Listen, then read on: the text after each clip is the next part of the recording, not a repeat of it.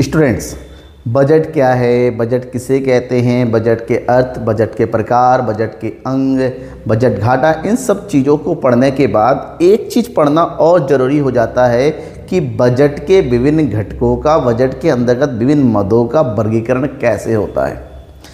अगर बजट तैयार किया जाता है, कई प्रकार के आय की होती हैं, कई प्रकार के व्यय है, तो वित्त मंत्री को ये बताना भी जरूर होता है कि अलग अलग तरीके से अगर हम इसको पढ़ना चाहे तो किस तरह से पढ़ेंगे। सामाजिक मुद्दों के आधार पर, आर्थिक क्रियाओं के आधार पर, विषय सामग्री के आधार पर इनको वर्गों में बांटना पड़ता है, इनके व्ययों को बांटना पड़ता है, इनकी प्राप्तियों को बांटना पड़ता है, जिनको कहा जाता है बजट का वर्गीकरण। ये बहुत ही ज़्यादा इम्पॉर्टेंट पॉइंट है, बहुत ही ज़्यादा ज़रूरी पॉइंट है, जिसको समझना चाहिए आपको कि एक्चुअली में जब बजट बनता है केवल बजट को उसके प्राप्तियों, बजट को उसके व्यय, पूंजीगत राजस्व के अकॉर्डिंग ही नहीं बांटा जाता। इसके अलावा कुछ और वर्ग भी तैयार किए जाते हैं जो कि विश्लेषण के लिए बहुत ही ज़्यादा ज़रूरी है। आज की इस क्लास में हम इन्हीं बजट के विभिन्न प्रकार के वर्गीकरण किस प्रकार से होता है उसके बारे में हम पढ़ने जा रहे हैं। That is known as classification of budget, right.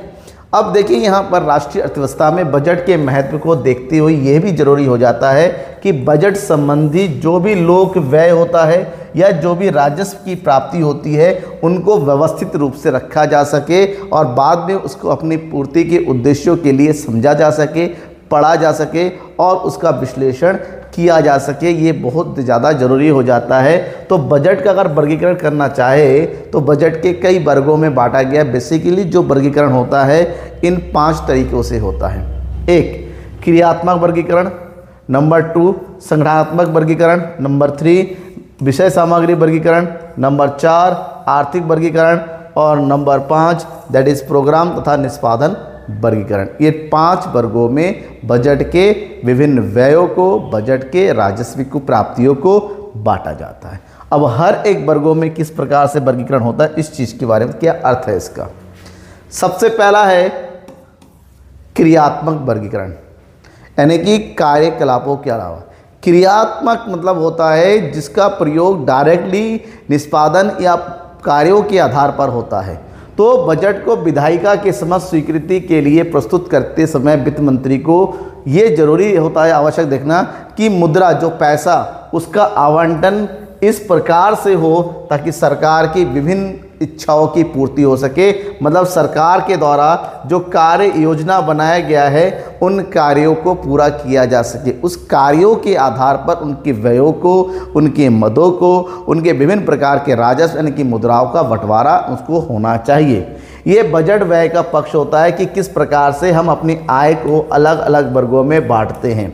राजस्व पक्ष में इस बात पर ध्यान देना पड़ता है कि कर बाहर का वितरण सामाजिक न्याय के सिद्धांत के अनुसार, कि जो भी कर है, कर का वितरण यानी कि जो आपके पास आय हो रहा है उस आय को इस प्रकार से विभिन्न प्रकार के व्ययों में वर्गीकृत करे ताकि सामाजिक न्याय का, सामाजिक वितरण का, सामाजिक कल्याण का अधिक से अधिक विकास हो सके, उस सिद्धांत का पालन हो सके।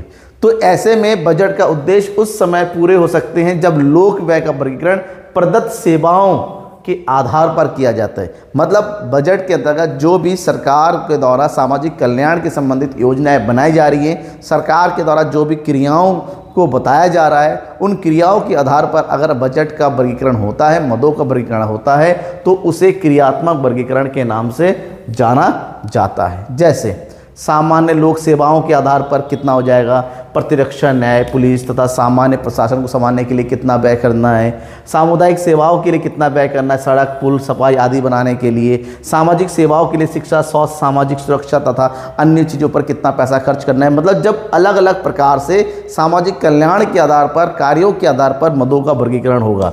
या फिर कह सकते हैं आर्थिक सेवाओं की उन्नति के लिए कृषि, खनन, निर्माण, बिजली, परिवहन, संचार आदि के लिए कितना मद व्यय करना है। लोक व्यय की तरह राजस्व का भी वर्गीकरण होता है।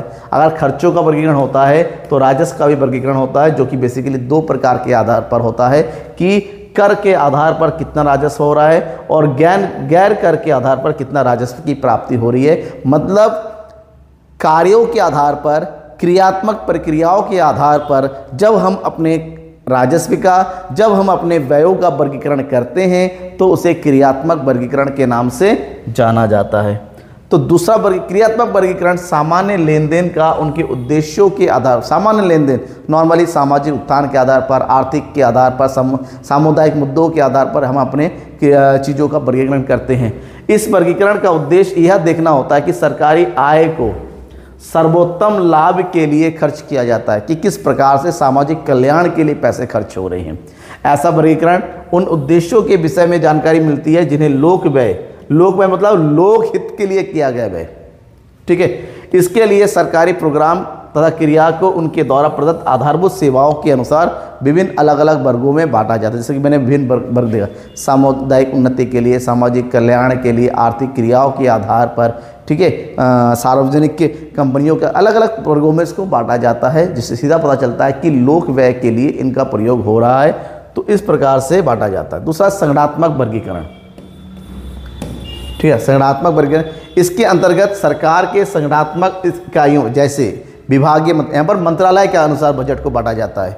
जैसे रक्षा विभाग को कितना दिया जाना है, ठीक है ना, जल विभाग को कितना दिया जाना है, युवा कल्याण विभाग को कितना दिया जाना है, शिक्षा विभाग को कितना दिया जाना है, इसके अलावा खेल विभाग को कितना दिया जाना है, यानी कि विभागीय ये बंटवारा होता है। संगठनात्मक वर्गीकरण इसलिए कहा जाता है कि बजट के विभिन्न व्ययों को, मदों को इस प्रकार से बांटो ताकि हमें पता चल जाए किस किस विभाग को, किस किस संगठन को कितना कितना मद देना है और कितना गया है, ठीक है ना। तो इसको ये बजट प्रोग्राम की योजना को बताती है और उन्हें क्रियान्वित भी करती है। यहाँ पर सरकार की कार्य करने के वाली जितनी भी इकाइयाँ हैं, जैसे जल विभाग को कितना, जल के विकास के लिए, जल के सुदृढ़ वितरण के लिए, लोगों तक अच्छी मात्रा में जाने के लिए जल संसाधनों का प्रयोग किस प्रकार से, इस प्रकार खर्च करने पड़ते हैं। शिक्षा का के लिए शिक्षा विभाग में कितना पैसा दिया जाना है, रक्षा, देश की रक्षा के लिए कितना व्यय दिया जाना है। तो भारत में इस प्रकार से अलग अलग क्षेत्रों में, संगठन में, अलग अलग संसदों के द्वारा, अलग अलग सांसदों के द्वारा जो भी मांग होती है, जो अनुदान होता है, जब उसके आधार पर उनके व्ययों को वर्गीकृत किया जाता है तो उसे संगठनात्मक वर्गीकरण के नाम से जाना जाता है। तीसरा है विषय संबंधी वर्गीकरण। विषय के आधार पर, ऑब्जेक्टिव के अकॉर्डिंग, ठीक है ना, कि हम अपने मुद्दों के आधार पर हमारे पास जो विशेष व्यय करने वाले विषय है उसके आधार पर जब बांटते हैं तो उसको विषय संबंधी वर्गीकरण के नाम से जाना जाता है। लोक व्यय का वर्गीकरण व्यय करने वाली एजेंसियों के अनुसार हो सकता है।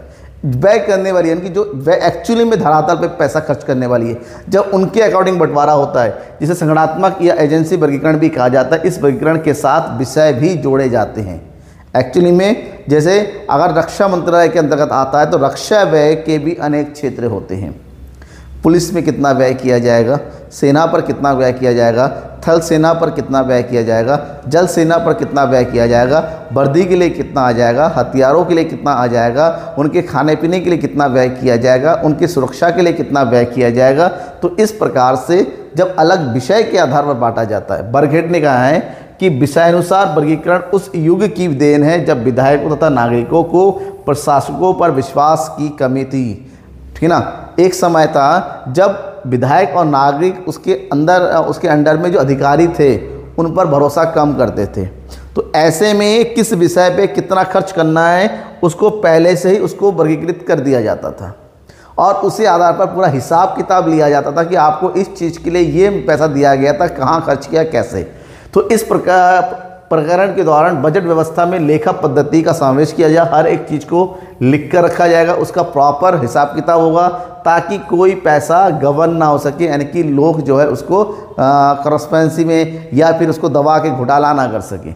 जैसे उदाहरण, कार्मिक क्षतिपूर्ति के लिए कितना, मतलब सैलरी वगैरह देने के लिए, स्थायी, अन्य स्थान, अन्य कार्मिक क्षतिपूर्ति के लिए कितना पैसा खर्च होना है, कार्मिक लाभ व्यक्तियों का यात्रा और परिवहन, जो यात्रा कौन कितना कर रहा है, परिवहन में कहाँ जाएगा, आने जाने का खर्चा कितना होना है, वस्तुओं के आने जाने के लिए कितना खर्च होना है, संचार उपयोगिता और लगान के लिए कितना पैसा खर्च होना है, मुद्रण और पुनरुत्थान के लिए कितना पैसा खर्च होना है, अन्य सेवाओं के लिए। मतलब यहाँ पर विभिन्न विषयों के आधार पर विभिन्न छोटे छोटे वर्गों पर बांट दिया जाता है उनकी मदों को, ताकि हर एक चीज़ का प्रॉपर हिसाब किताब रखा जा सके। नेक्स्ट है आर्थिक वर्गीकरण। आर्थिक वर्गीकरण ये एक ऐसा वर्गीकरण है जिसके अनुसार लोक व्यय तथा राजस्व को आर्थिक वर्गों के अनुसार, यहाँ पर फाइनेंशियल कंडीशन के अकॉर्डिंग बांटा जाता है।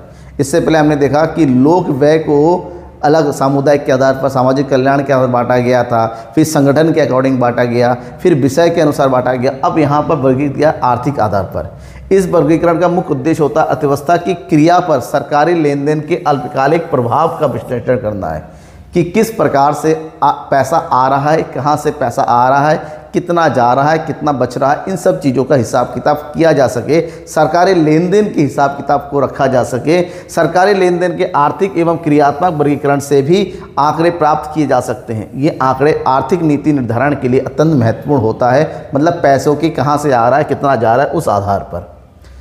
फॉर एग्ज़ाम्पल, जैसे मैंने कहा नॉर्मली जो वर्गीकरण आपने पढ़ा है राजस्व, पूंजीगत, वो एक आर्थिक वर्गीकरण होता है जो इसी का हिस्सा है। जैसे चालू व्यय कितना होगा, चालू व्यय का मतलब होता है करंट एक्सपेंडिचर या फिर रेवेन्यू एक्सपेंडिचर, जिसमें वस्तु और सेवाओं पर कितना व्यय होना है, मजदूरी और वेतन पे कितना व्यय करना है, छोटे मोटे खरीद पर कितना खर्च करना है, व्यय का भुगतान कितना करना है, सब्सिडी और अन्य चालू हस्तांतरण कितना देना है, जिसको बोलते हैं चालू व्यय या फिर इसको बोलते हैं राजस्व व्यय। क्या बोलते हैं?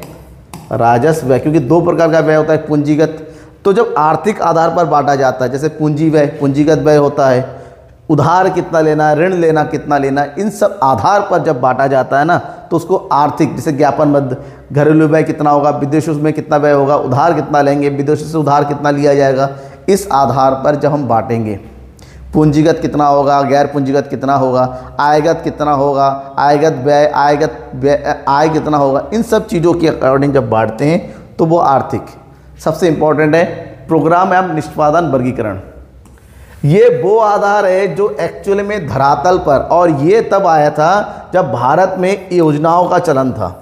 योजना यानी कि पंचवर्षीय योजनाओं, आपको पता होना चाहिए 1951 से भारत में पंचवर्षीय योजनाओं को लागू किया गया, जहां पर योजनाओं के अंतर्गत जो योजनाएं बनाई जाती थी, उसी योजनाओं के अंतर्गत जब बजट को बनाया जाता था, उस बजट के मदों को वर्गीकृत करना कि योजनाओं की लक्ष्यों की पूर्ति के लिए बजट के अंदर इस चीज़ के लिए इतना इतना मत दिया गया था।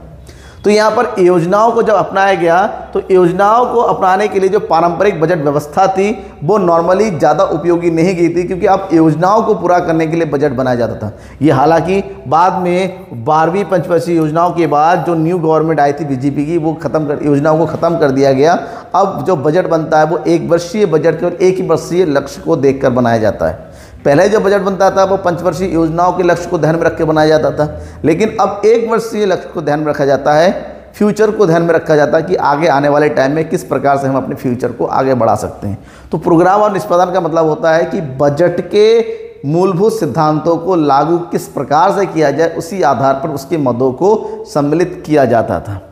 ठीक है, तो ये था बजट का वर्गीकरण। कैसा लगा आपको? क्या कॉन्सेप्ट समझ में आया या नहीं आया? कहीं पर कोई पॉइंट डाउट है किसी भी तरीके का, जरूर बताइएगा, क्योंकि आपका कमेंट, आपका फीडबैक मुझे नेक्स्ट वीडियो को और अच्छे तरीके से बनाने के लिए क्या करता है, आप मुझे अपने आप को मजबूत करता है, कॉन्फिडेंस देता है। तो कमेंट तो जरूर कीजिएगा किसी प्रकार का कोई डाउट है तो।